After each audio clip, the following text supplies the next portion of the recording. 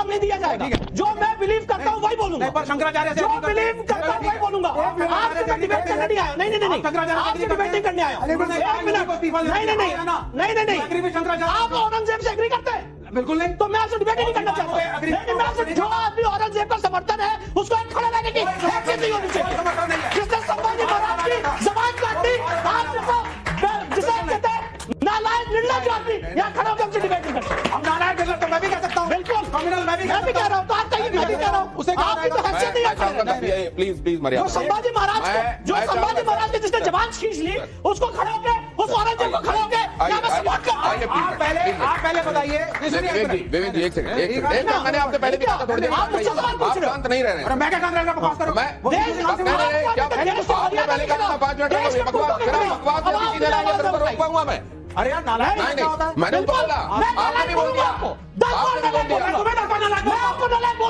आप ऐसे आगे बढ़ाना चाहते हैं, आप ऐसे आगे बढ़ाना चाहते हैं, प्लीज।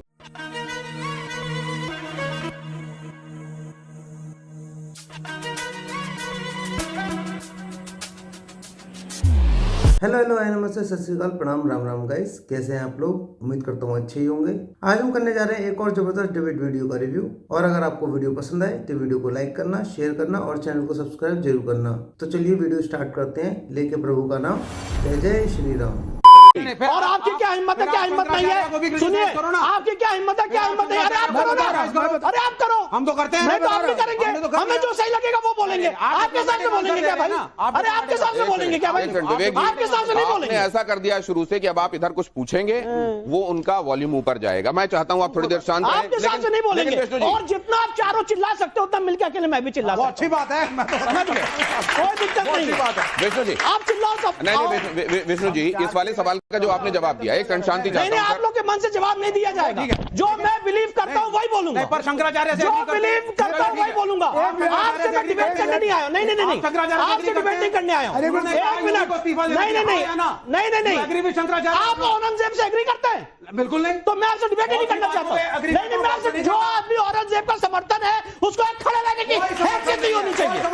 जिसने संभाजी महाराज की जबान काट दी, आप जिसे कहते हैं नालायक निर्लज आदमी, यहाँ खड़े होकर हमसे डिबेट नहीं करते। हम नालायक निर्लज तो मैं भी कह सकता हूँ, बिल्कुल नॉमिनल मैं भी कह रहा हूँ। तो आप कहिए, मैं भी कह रहा हूँ, उसे आपकी तो हैसियत नहीं है। प्लीज मर्यादा। संभाजी महाराज की जिसने जबान खींच ली, उसको खड़े होके, उस औरंगजेब को खड़े होके यहाँ पे सपोर्ट करता हूँ।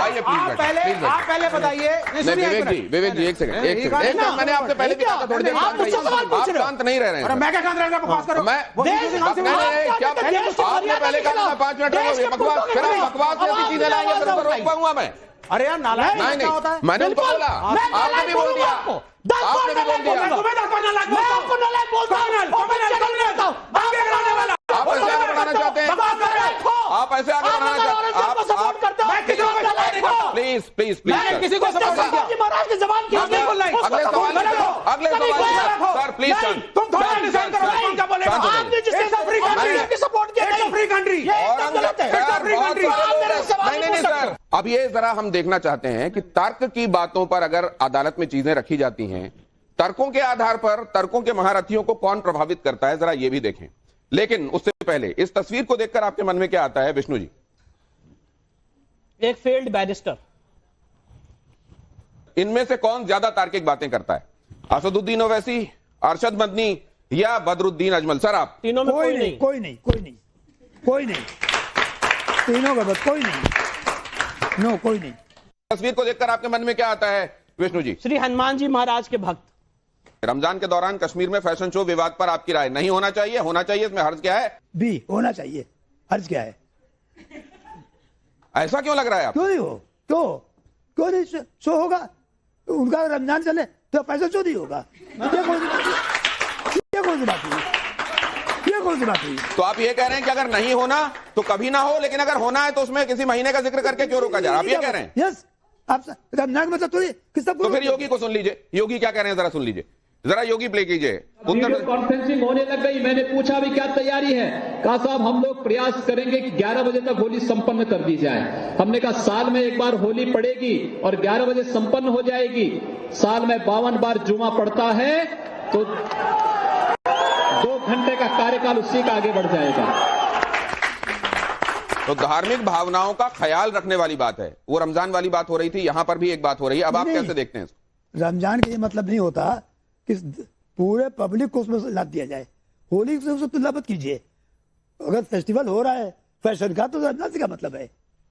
रमजान से क्या मतलब है? यूसुफ अंसारी जी, इस पर आपकी टिप्पणी, ये ऑब्जर्वेशन और आपकी टिप्पणी किस पर टिप्पणी? रमजान पर ये फैशन शो हर्ज क्या है, होने देना चाहिए, होली को उससे तुलना नहीं करना चाहिए। ये पूरा देश समाज के बहुत ज्यादा लोग मिलकर खेलते हैं। ठीक है, दोनों अलग मसले हैं। रमजान मुसलमानों के लिए एक महीने का त्यौहार है, उसमें संयम बरतने की, जो रमजान का जो हुक्म कुरान में है वो है कि भाई रोजे तुम पे फर्ज किए गए। जैसे तुमसे पहले कोई नया काम मुसलमान नहीं कर रहे, मुसलमानों से पहले भी रोजे रखे थे। उनका अरबी में सियोम उसका आया है, कुतिबा अलैकुम अस्सियाम, कि तुम पे फर्ज किया। उसे मिलिट्री ट्रेनिंग के कहते हैं, मतलब संयम रखने की बात कही गई है। और ये है कि भाई आप संयम रखें।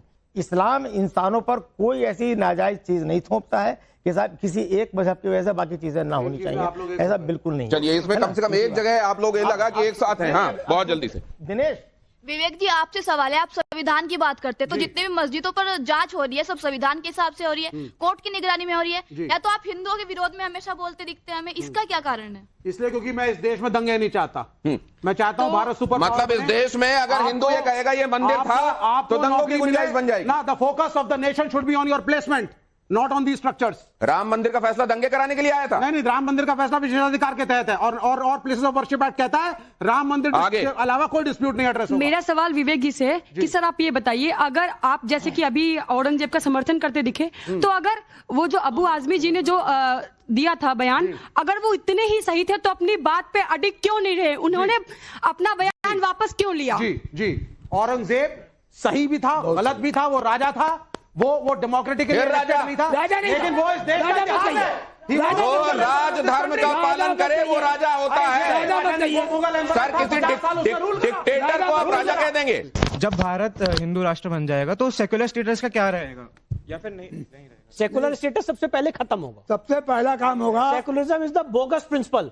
सबसे अगर कोई फर्जी प्रिंसिपल इस देश में लाया गया है तो वो सेकुलरिज्म का है, जिसको आज तक कभी डिफाइन नहीं किया गया। तो संविधान की प्रस्तावना में जो जोड़ा गया गलत जोड़ा गया है गौतम जी। 1976 में बिना कोई डिस्कशन के, बिना कोई डिबेट के, गलत ढंग से जब देश इमरजेंसी में था, तब 42nd अमेंडमेंट लाके सेकुलर और सोशलिस्ट वर्ड जोड़ दिए गए। 1970 के दशक में कांग्रेस के ऊपर प्रेशर डाल के 2 शब्द प्रियम्बल में डलवाए थे सेकुलर और सोशलिस्ट।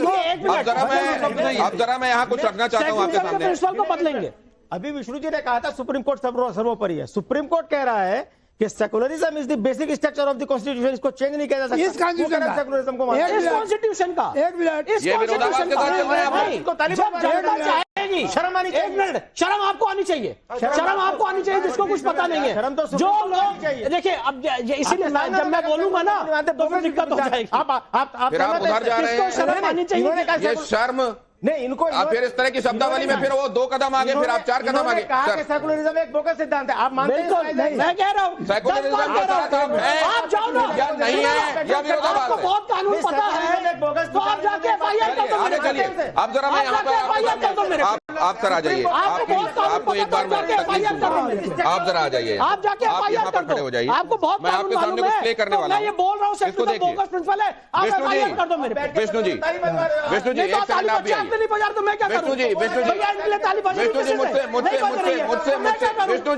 जी मुझसे जब आप देश की आत्मा के खिलाफ बात कर रहे हो तो लोगों की ताली नहीं बज रही है। शर्म आपको आनी चाहिए। जो यहाँ पे देश की मर्यादा के खिलाफ, आत्मा के खिलाफ बात कर रहे हैं, शर्म आपको आनी चाहिए।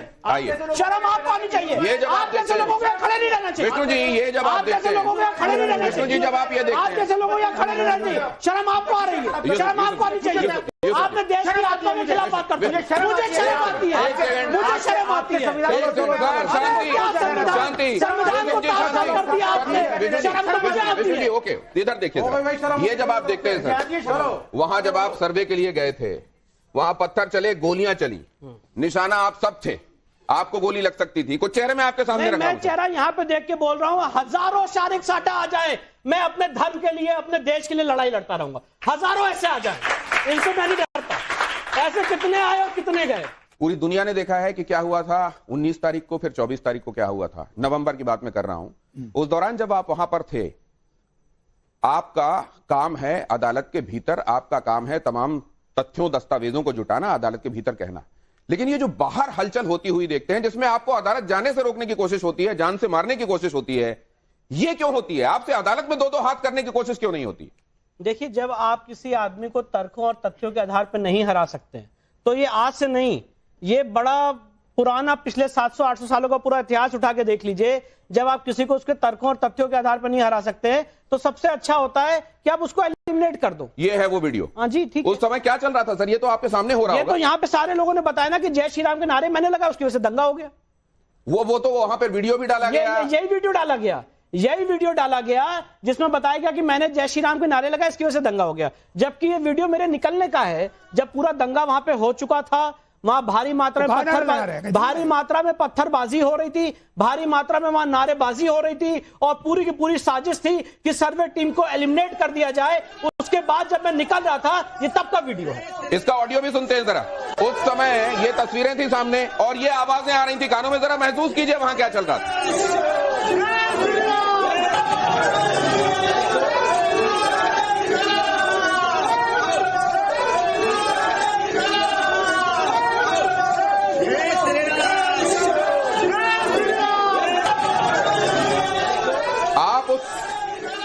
चौकोर घेरे के अंदर दिखाई दे रहे हैं कि आपने तो आप चुपचाप चले जा रहे हैं। देखिए, मैं आपको फिर से बता रहा हूं, जब वहां पे सुबह 8 बजे के करीब से सर्वे शुरू हुआ था, 11 बजे के करीब सर्वे खत्म हुआ। सर्वे जब खत्म हो रहा था तो 8 से 11 के बीच में भारी मात्रा में वहां पे हिंसा हुई। करीब 20-25 हजार लोग, या जितनी भी भारी भीड़ थी उसका कोई आकलन नहीं लगाया सकता है। भारी मात्रा में पत्थरबाजी हुई, पुलिस के ऊपर फायरिंग हुई, वहां पे बहुत हिंसा हो रही थी, गाड़ियां जलाई गई, पत्थर ऐसे फेंके जा रहे थे कि ऊपर भी आ रहे थे, आंसू गैस के गोलों का उपयोग किया जा रहा था। इन सब के बीच में हम लोग ने अपना जो प्रोफेशनल दायित्व है वो निभाया। और 11 बजे एक गली ऐसी थी जहां पे मुस्लिम समाज के लोग नहीं थे और वहां पे हिंसा नहीं हो रही थी, तो वहां से मुझे SHO कोतवाली साथ में है, उन्होंने मुझे वहां से निकाला और उसके बाद पुलिस स्टेशन सेफली लाके उन्होंने मुझे छोड़ा। तो ये वो वाला वीडियो है। इसमें तो गाइस, ये थी आज की वीडियो। अगर आपको वीडियो पसंद आए तो वीडियो को लाइक करना, शेयर करना और हाँ, चैनल को सब्सक्राइब जरूर करना।